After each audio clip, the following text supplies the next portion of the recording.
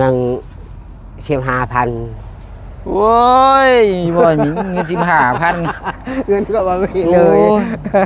เป็นมุยแท้ หมด ขายงาน หมดเท่าให้ ขายมันได้800,000นั่นให้ลูก ให้ลูก คนละ5,000เบิดชับ ว่าเบิดคือเมียเขาก็เอาใช้แปลงนางามงาม บ่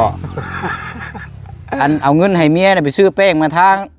หน้าตางาม เอากู โอ้ เจ้างามเม็ดเฮา ฮะ เฮาแล้วแบบนี้ ข่อยงามกับเจ้า โดย เจ้าก็เลยเฮ็ดแบบนี้ โดยเฮาเห็น โอ้ แบบนี้ ยหาแต่แนวเว้าเนาะ โดย อี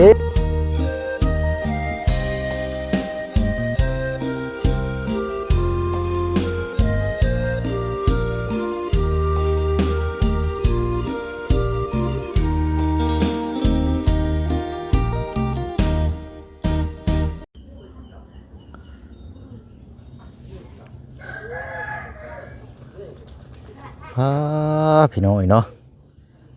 กลับเข้ามารอบนี้นึกว่าหัวแจกกระบอกปานพี่น้อยเนาะป้าบักใหญ่เลยนี่ทมอยู่ถือว่า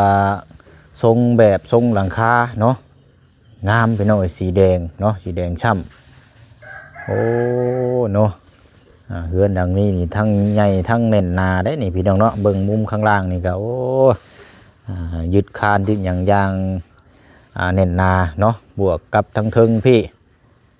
กำลังต่อตือมุงหลังคาอยู่เนาะโอ้เอาพี่น้อยเนาะเฮือนหลังใหญ่หลังน้อยเนาะแต่ว่าถ้าบ่มีกำลังทรัพย์นี่จังไดก็บ่แล้วได้พี่น้อยเนาะหลังน้อยก็คือกันพี่น้อยน้อยแต่ว่าบ่มีกำลังทรัพย์ก็ไปบ่ฮอดจอดบ่ถึงคือกันได้เนาะเอาเนาะก็นี่แหละพี่น้อยใกล้แล้วเนาะอันนี้ก็บ้านเฮือนซานของทางน้องหลาน้อยเนาะพี่น้องเนาะแต่ว่าเฮาหันมาทางมีก่อนบัดนี้มาหาทางประตูก่อนประตู7 ปีก่อนช่วงนี้ขายมันได้เงินหลายได้ช่วงนี้โอ้หักอยู่ได้ช่วงนี้คืออยู่ช่วงนี้เนาะการค้าการขายมีอยู่แต่ว่ามันนี่ก็โลก็บ่ปานใดได้พี่น้อยเนาะโลละ1,000 กีบบางพื้นที่ก็1,500 กีบเนาะตามบางพื้นที่เอาเนาะพอดีว่ามีทางถุงยังชีพเนาะพี่น้องเนาะเป็นมาปลากระป๋องเป็นพวกปลาเล็กเป็นนัวเป็นได้นี่แหละพี่น้องเนาะจะมาฝากทางโปรตุแล้วก่อนจักสุดจักใดเนาะพี่น้องเนาะอันนี้ก็ทางFC คอมเมนต์มาก็ให้ทางมือเชยนี่มาแวะมายามแล้วก็มาฝากมาต้อนเอาแน่ประสานเนาะวันนี้ก็เป็นถุงยังชีพจากทางใจดีเนาะทางครอบครัวสีเสียงใหม่อีกคือเก่าคือเดิมเนาะเดี๋ยวเราเข้าไปพูดไปคุยถามแล้วก่อนเนาะเดี๋ยวจังมาเอาเดี๋ยวไปให้เล่าเนาะพี่น้องเนาะ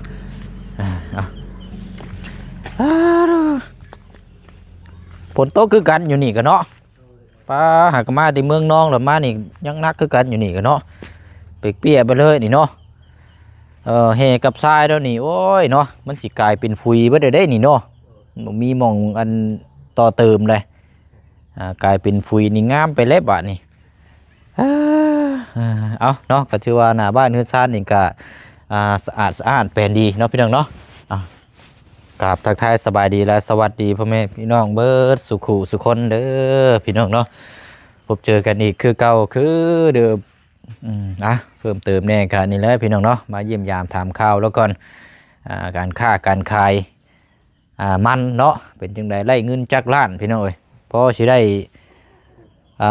ซื้อข้าวซื้อน้ำบ่หรือว่าซื้อปูนมาเทอย่างต่างๆนี่แหละเราว่าก่อนหน้าเนี่ยเนาะ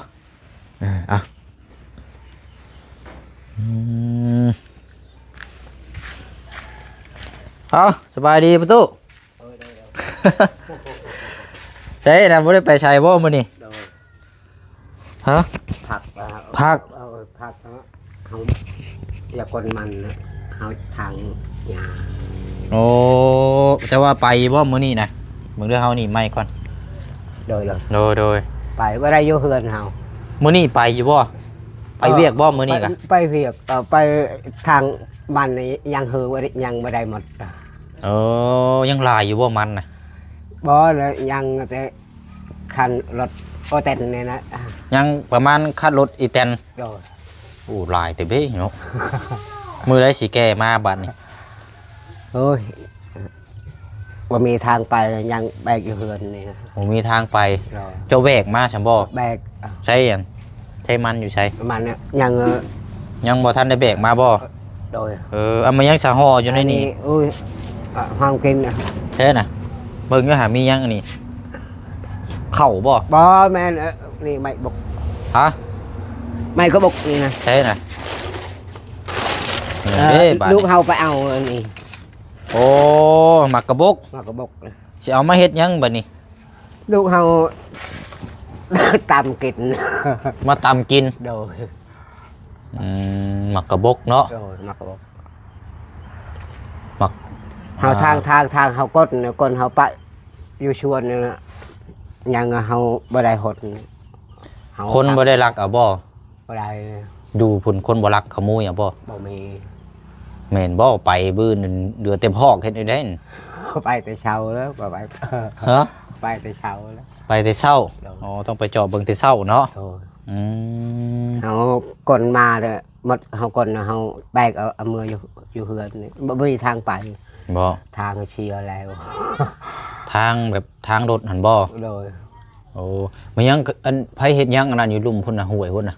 อุ้ยลูกน้อยลิ้น เมียเจ้าบ่ บ่ลูกน้อยลูกเฮาลิ้น พากันเฮ็ดหยังอันน่ะหาปูหาปลาบ่ บ่ เล่นน้ำ ลิ้นน โอ้ยซ้ำบ่หนาวเนาะ ำโดย เอ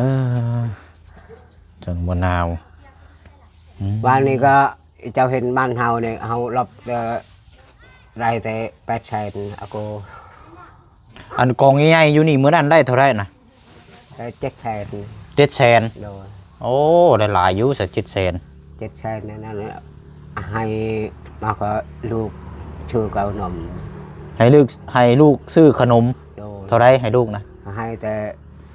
5,000 ลูกนำกันมีลูกจะคนบัดนี้ เฮ้ยแบลกับแชลนี่แล้ว เอาลูก4คนบ่แม่นบ่ ได้ชีคนดู ลูก4คนให้คนละ 5,000 กีบบ่ โดย ให้เบิดสุคนอยู่บ่ โดย แม่นอยู่บ่บ่แม่นให้ผู้ใดผู้หนึงเนี่ยเพิ่นเสียใจได้ เขาให้แล้ว อืมบ่ได้ซื้อขนมกินเนาะ โดย โอ้บัดนี้เงินก็ยังมีอยู่เดี๋ยวนี้เนาะยังเท่าไรเงินในกระโตเจ้านี่ที่ขายมันน่ะ ขายมันเนี่ยหมดแล้วมันไม่ได้เพียงพอชื่อเขาก็บ่มีช้ ยังเท่าไรเงินในกระโตเจ้าเดี๋ยวนี้นะ ำบ่มี ขาย เล มัน ย น่ะ เอาเจ้าไปซื้อหยัง ไม่ได้ชื่อยังก็บ่มีให้โมหมด ให้ไผน่ะ ให้ว่าลูกน้อยชายน ให้ยังคือสิให้หลายแท้ ำรายได้5,000นี่แหละ 5,000ก็ยังอยู่เงินตั้ง7-8แสนเจ้าก็บ่ไป เข้าก็คือว่าหาเอามาให้เพิ่นคันเบิดแล้วบ่ ยัง อ่าน ยังแต่10 โล มีเงินอยู่กับตัวนะนี่โว้ยเดี๋ยวนี่โว้ไว้ใจบ่ได้ได้นี่โอ้ยย่างมาพี่ก่อนพี่ย่างมาเบิ่งพี่ห้องครัวนี่เฮ็ดหยังนี่คนกุ้มอยู่นี่เฮ็ดกินหยังนี่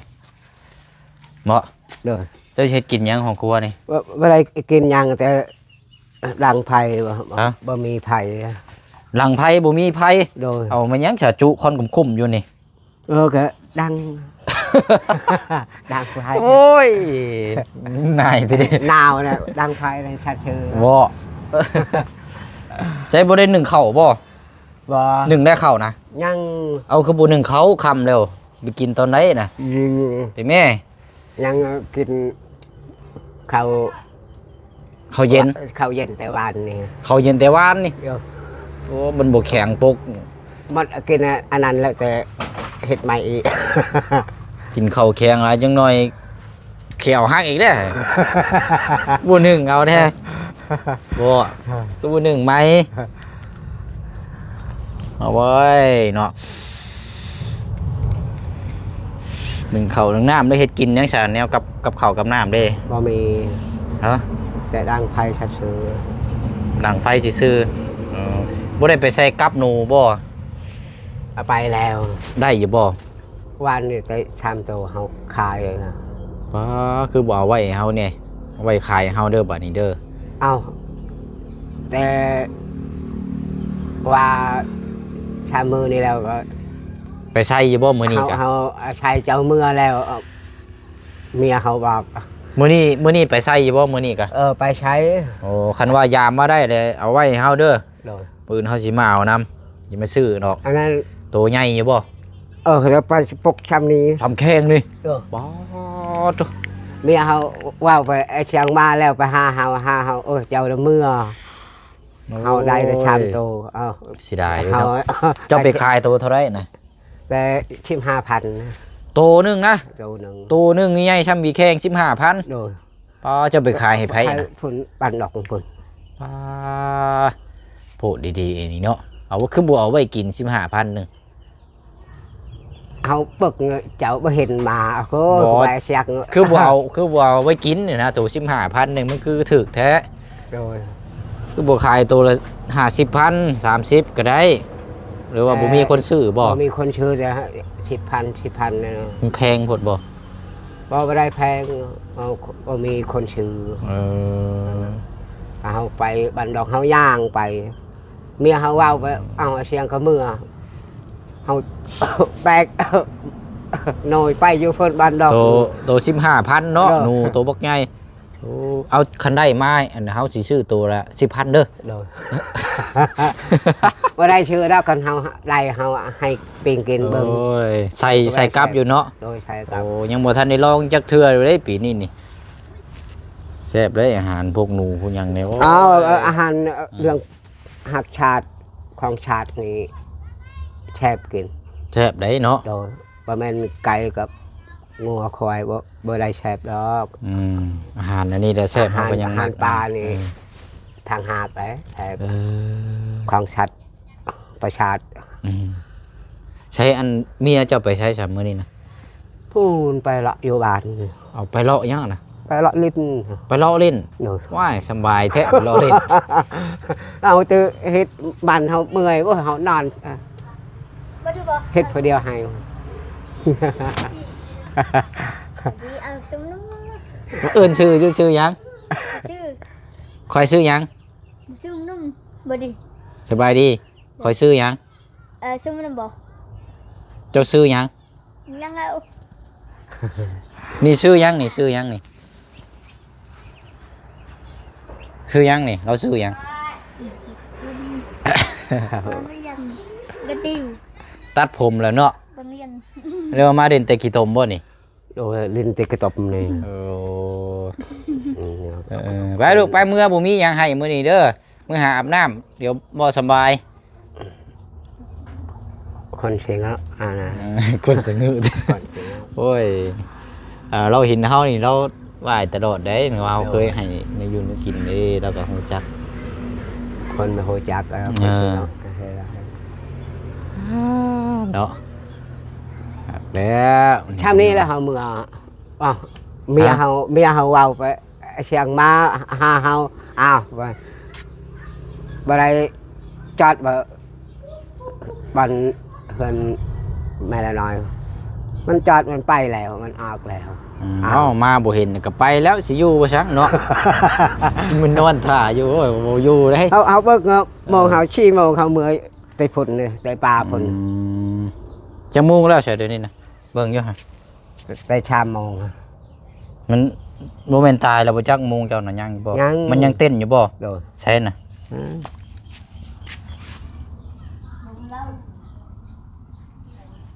เหรอโอ้สิ4 โมงแล้วเนาะ 4 โมงปลายแล้ว โอ้ถืออยู่ซะเนาะ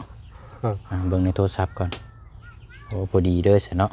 สิเข้า4 โมงเลย ชามนี้แล้วเฮาเมื่อเจ้าก็เมื่อเลยเอาโกไปเสียโก เฮาคิดฮอดเจ้า คิดฮอดเฮา เออ คิดฮอดยังน่ะ คิดฮอดเฮาได้หน่อยอย่าเฮาอย่าให้เจ้าปิงกิน โอ้คิดฮอดจะเอาของฝากของต้อนให้บ่ โดยนั่นเอาเจ้าตลอดเบิ่งกิน เจ้าก็คิดฮอดเฮาอยู่บ่ โดย เนาะ ไปเมื่อเฮาบอกเมียเฮาบอกเฮาไว้เชียงมื้อนี้เมื่อแล้วมันเป็นทาเฮาไปเฮาก็เมื่อแต่ปลาแต่5 โมงปลายเอาโก บ่ได้ปบงัน อันว่ามันนั่นคอดน่ะมาเบิดแล้วมันเจ้าน่ะเนาะ โดย คันว่าเอามาขนมาเบิดก็แม่นเบิดเลยบ่บัดนี้น่ะ ยัง ยังมีอีกอยู่บ่ ยังแต่ เจ้าไปอยู่พุ่น โอ้ยังสวนโตสุดท้ายพุ่นบ่ ชุดทาอยู่พุ่น โตสุดท้ายไกลๆพุ่นบ่ โดย อันนั้นยังบ่ทันได้คอดอันนั้นเนาะ ยังอันนั้นก็รถใหญ่ใด โอ้โอ้ตรงนั้นน่ะช่วงสิได้หลายเนาะ ได้อันนั้นก็รถใหญ่แล้วใดทางไป อันนี้มันนี่หน่อยเดียวก็เข้ากันหน่อยเดียวเลยนะ อืม อันนี้ก็ได้รถใหญ่ก่อนแต่จังโอ้เอาจังไดก็ให้ได้หลายๆเนาะ โดย ได้หลายๆเลยได้เงินหลายๆเลยสิได้มายืมน้ำแน่เพราะได้เติมน้ำมันนี่เด้อบ่ได้ขอหยังดอก กัน ได้อยู่แล้วว่า กันเถือกันเอาให้แล้ว ถึกแบบไหน กันแพงมันขึ้น อ๋อคันว่าราคามันขึ้นจังสิให้ โดยให้เขาให้แล้วได้ล้านปลาย ความกินความอยู่เนี่ย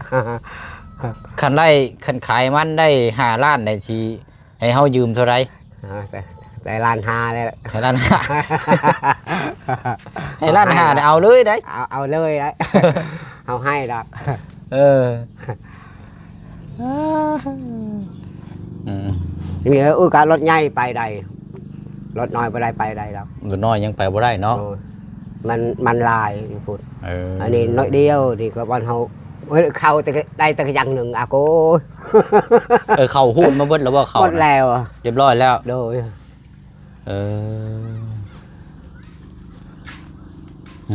ใช้อันของปลูกของพังเจ้าน่ะเป็นมุ้งเป็นหมากอยู่บ่ ลูก หมากพริกหมากเกลือ อันนั้นลูกมานั่นที่หือหมดของเฮาอาโก ไผ่น่ะ ลูกน้อยมันก็ใหญ่ ฮื้อหมากยังกันน่ะ หือ ใช่น่ะไปย่างไปเบิ่งก่อนฮื้อนี่เลยน่ะบ่แนวกินฮื้อมันก็บ่ได้กินแล้วเฮ้ยช่างว่าแท้ใช่ฮื้อยังกันน่ะ นี่มดนี่ก็เหนียวนี่ แม่นบ่แม่นของเจ้าตายเองบ่จักเอาใบมันคือเหี่ยนแท้เนาะ เฮียนอ่ะมันดึงมัน เฮ็ดหัวไว้ใช่เบิ่งยัง อันนั้นมันเอาอันนั้นมันโปกอยู่พุ่น อันนี้แซ่บนี่มะเขือนี่ แซ่บนี่ ใกล้สิเป็นหมากแล้วอ้อมใส่หนูนี่ ตัวหนึ่งมันเอาแล้ว มันคือว่าบ่ได้ขอบ่ได้นั้น บ่ได้ขอดึงเอาเลย เอาเลย บ่ว่าติ เอาบ่ได้หายมันตามเรื่องมันเอาเบิ่งชื่อก่อน ขอก่อนได้ว่ากันเนาะ กันอยากได้กันอยากกินข้อนี่ไปพอใช้นี่ไปเก็บเอานี่เฮาเด้อพอแล้วเฮากินเด้อเอาโหลดกินโหลดนั้น แต่ว่าอันนี้มันคือบ่ใบมันคือบ่งามแท้นี่มันเป็นหยัง บ่งามแล้วหมดแล้ว บ่งบ่นี่ ไม่บ่ง ม เห็ดกะไก่เลย บ่งกินได้นี่เนาะ โดย อ๋อปลูกใช้หลายๆอันเดียวเด้อ โดย ตามหัวตามหูตามสวนนี่ ใหญ่แล้วตัวชามอันพุ่นมันโปกอยู่พุ่นเอาโก เนาะเอาจะไปพุ่นละย่างไปรถเฮาก่อนไปสิมายืมเงินใช้เติมน้ำมันอยู่ว่ะเนาะโอ้ยมีเท่าไรเงินน่ะ ใช้เงินแต่ ขายมันน่ะ ขายมัน ได้ยังเท่าไร ยัง15,000 โอ้ยบ่มีเงิน15,000 เงินก็บ่มีเลย เป็นมุยแท้ หมดเฮาให้ลูกน้อยเฮาบ่ได้กะทีอะโก ขายงั้นขายมันได้800,000นั่นให้ลูก ให้ลูก คนละ5,000เบิดชับ ว่าเบิดคือเมียเฮาก็เอาใช้แปลงนางามบ่อันเอาเงินให้เมียน่ะไปซื้อแป้งมาทางหน้าตางาม เอาโก โอ้มาไงเมียงามเนาะเจ้าก็เนาะ โดย โอ้ยเอาปกติเราแหละพี่น้องเอ้ยเนาะ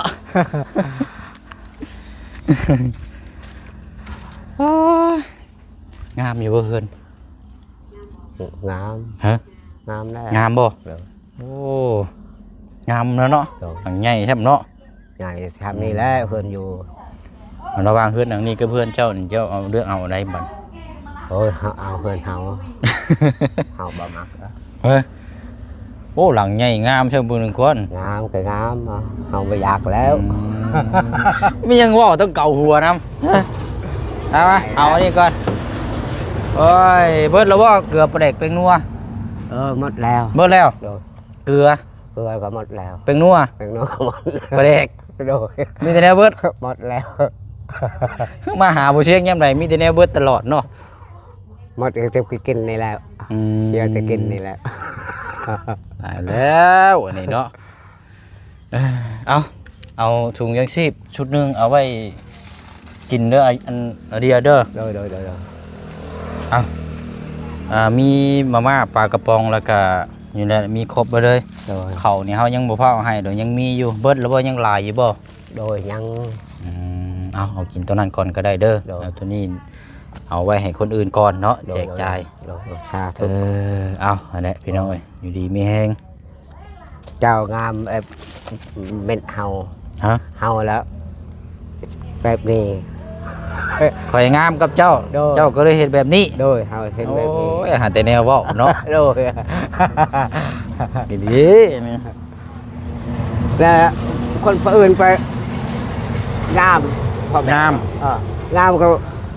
ข้าเครื่องหันก็ไม่ได้ทีเฮาว่าทีเห็นงานก็เจ็บความกินความอยู่ เฮาได้เฮากินโมได้ก็เฮาอยากกินนั่นมันเฮ็ดเบิดเพื่อนแบบนี้โอ้ยเฮาบ่บักแบบนั้นกันจะกินคอนี่บ่ได้คอเลย เอาโลด ดึงเอาเลยเนาะ ดึงเอาเลยเฮ็ดได้แบบ บ่ นั้น ได้แบบนั้นเนาะบ่งาม บ่งาม เออ แบบบ่ได้แล้ว บ่งามเหมือนกันเนาะ อ้าวสาธุ โอ้ย ดีใจ โอ้ย ตลอดปลอดภัยได้เงินได้คำมันโดยคือเก่า ว่านี่มาสิมายืมขอเงินอยู่กับบ่ให้เนาะ เอาจังว่ากันไหมอันเดียวเด้อเดินทางก่อนเอาอยู่ดีมีแฮงโดยไอ้เนาะจังว่าจังคุยน้ำกันไปบัดนี้มือเฮือนบ่ละเดี๋ยวสิมาเยี่ยมยามไม่หรอก วันนี้เมียเขาบอกเขาคิดหอดเขานอนมาหลับ โอ้ยเสียงว่าได้มาบ่ กินฮอดเฮา โดย ยังบอกกันไปเรื่อยๆบาทนี่ อยากได้หนูเขาอยากให้เจ้ากินเลย เออโดยเอาบ่เป็นหยังเอารอบหน้าก่อนคันได้หลายตัวแล้วจังเอาไว้ก็ได้เด้อสิมาเยี่ยมยามเนาะเว้าเรื่องหนูนี่โอ้คักอยู่ได้ไปหน่อยเผาขัวเนาะไปเดี๋ยวอยู่ดีไม่แห้งจังว่ากันไหม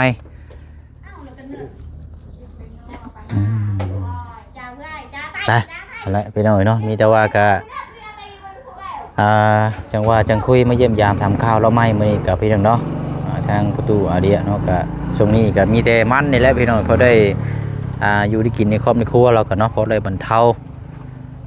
ไขมันมากก็เพราะได้ใส่ใจในครอบในครัวซื้อบ่ได้เป็นงัวเนาะแต่ว่ามื้อนี้ก็ได้ถุงยังชีพถุงนึงเนาะก็ถือว่าโอ้มีครบบ่ได้พี่น้องเนาะเอาเนาะอันนี้ก็เป็นถุงยังชีพจากทางเอ้ยใจดีกับมาใจดีเนาะเพิ่นก็อยู่ทางต่างประเทศเนาะเป็นครอบครัวสีเชียงใหม่เนาะพี่น้องเนาะถือว่าได้แบ่งน้ำจิตน้ำใจทางครอบครัวนี่นำมื้อนี้กับพี่น้องเนาะจังได๋ก็ขอขอบใจขอบคุณหลายๆเด้อเนาะขอให้อยู่ดีมีแฮงให้ร่ำให้ด้วยให้โชคให้มานตลอดปีและตลอดไปเนาะพร้อมทั้งพ่อแม่พี่น้อง FC เฮาเบิดสุขุสุคนเนาะมื้อนี้ลาพี่ละน้องไปก่อนเดี๋ยวพบเจอกันในคลิปหน้าว่าเฮาสิเดินทางไปไสแน่เนาะพี่น้องเนาะบ๊ายบายเด้อพี่น้องเด้อสบายดี